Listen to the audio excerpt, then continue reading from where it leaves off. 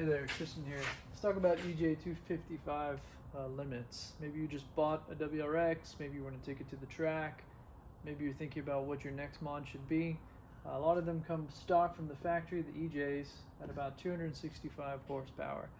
So that's a ratio basically from Subaru.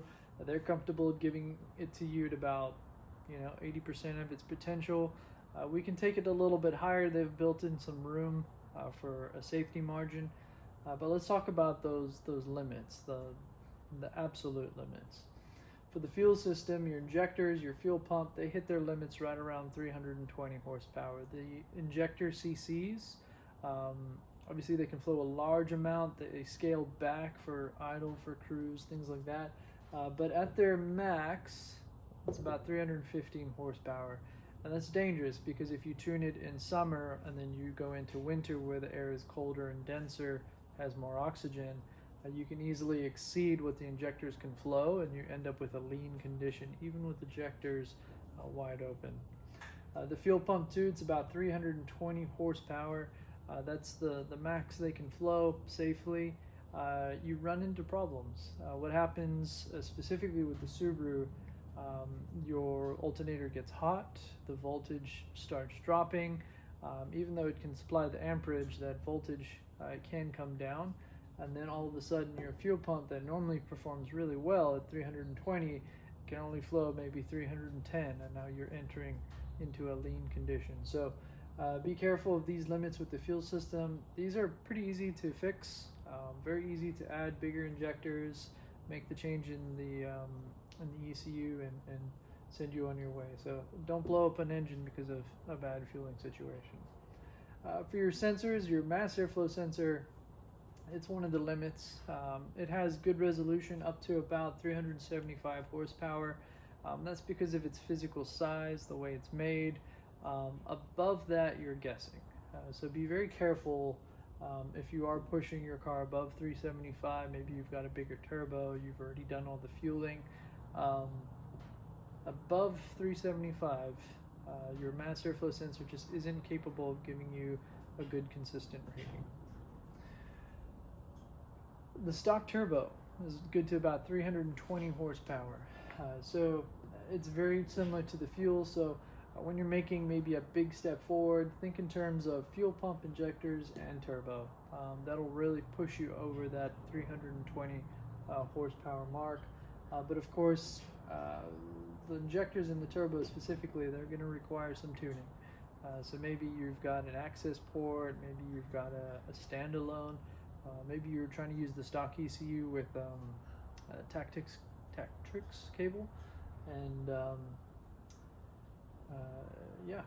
you want to make sure that tune is good for the track. Pistons and rods, head gasket, they're all good to about 400 horsepower. Obviously, pistons and rods depending on detonation depending on whether or not you're running lean or too much timing. Running lean is your fueling situation. So these guys are dependent on a lot of things. So 400 is possible, but there's a lot of things that could limit this number greatly. So be careful when you're flowing higher horsepower if you haven't adequately upgraded your fueling situation, or if maybe you're pushing a small turbo to a really high number, it's creating a lot of back pressure. Be careful because that 400 horsepower might not be achievable with your current setup. Head gasket 400 horsepower, but that really is dependent on the boost pressure.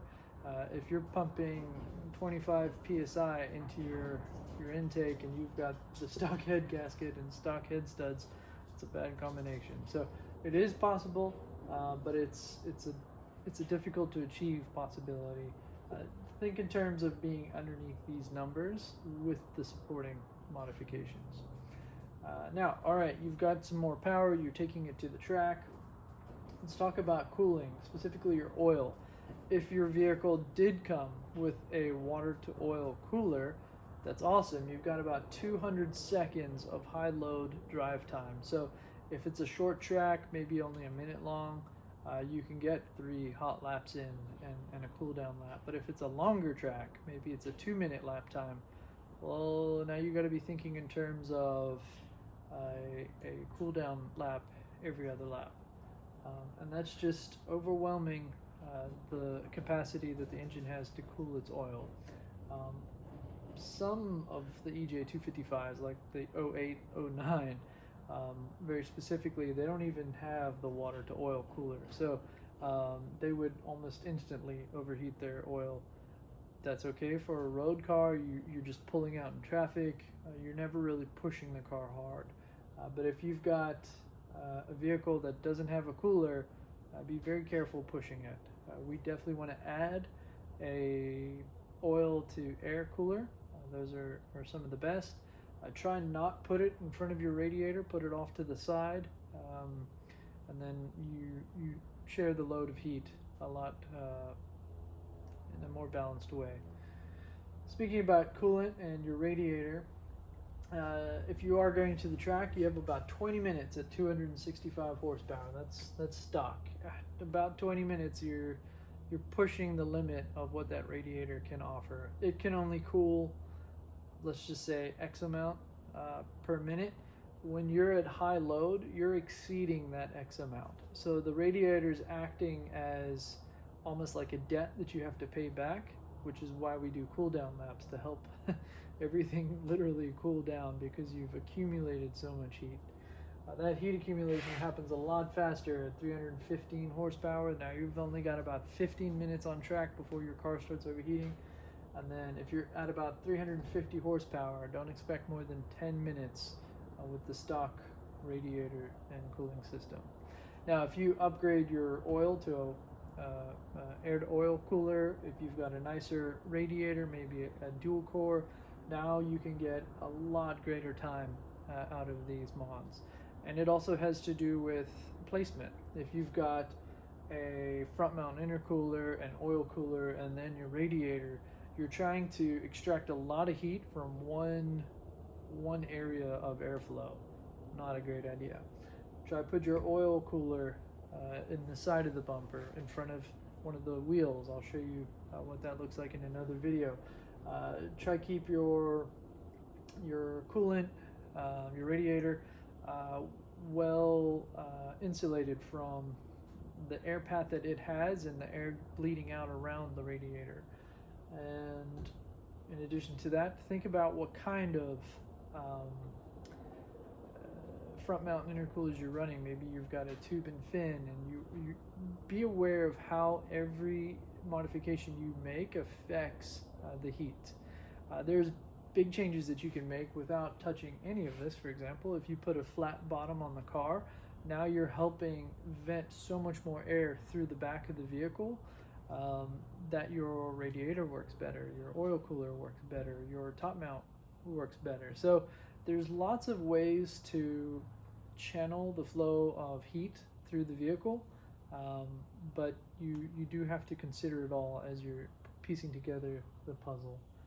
But there you go. Those are the limits for the EJ255. If you're trying to go over 400 horsepower, it's a lot of money to go that route.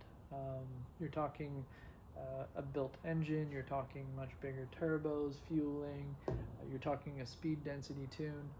So consider 400 your absolute limit. Consider 350 a comfortable place to be with some basic mods, something like a nicer turbo, some fueling mods.